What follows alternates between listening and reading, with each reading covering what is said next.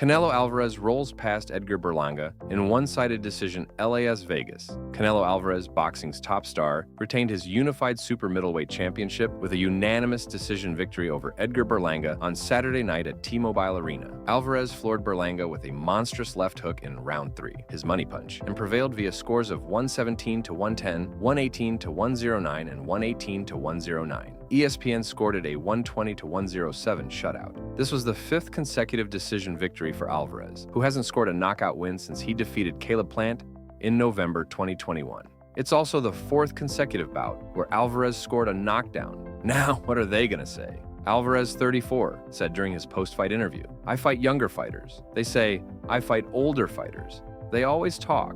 My experience, my talent, my hard work, my intelligence, everything together makes me the best. If you have talent but you don't have discipline, you have nothing." Álvarez, ESPN's #1, 5 pound-for-pound boxer, is an all-time great. Berlanga, meanwhile, was fighting on the world-class level for the first time. Álvarez, 6'2", 39 KOs, was a -1,600 favorite per ESPN BET and a -250 favorite to earn the win inside the distance. However, Berlanga, 22-1, 17 KOs, rarely threw a power punch, clearly wary of presenting a counter-punching opportunity for one of the sport's best at capitalizing on such openings. Following the knockdown, as Berlanga sat on the canvas and banged his gloves together, he entered survival mode. Álvarez pressed forward and tried to close distance as Berlanga pumped his jab from out of range.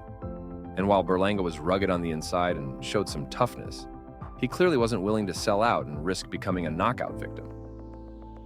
"I'm upset," Berlanga said. "I fought a legend tonight. Hopefully this is the start today of me becoming a future legend."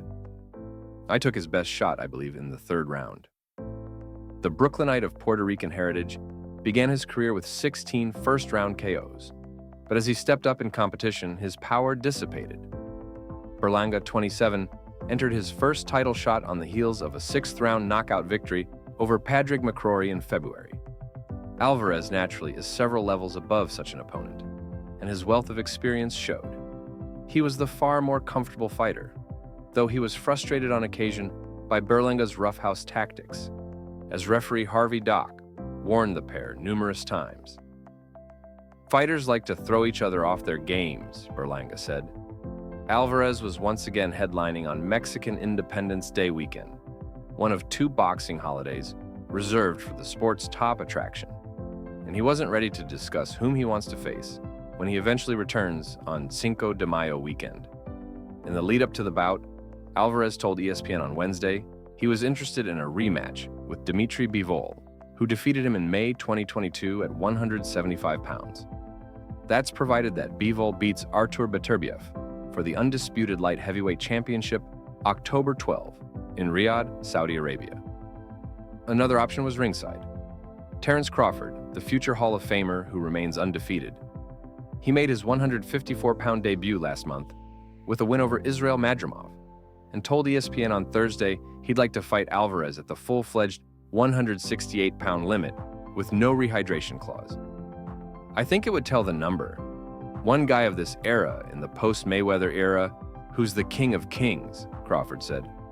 "Whomever Álvarez fights next, he'll still be in search of his first knockout victory since November 2021, though he hasn't lost many rounds in the process."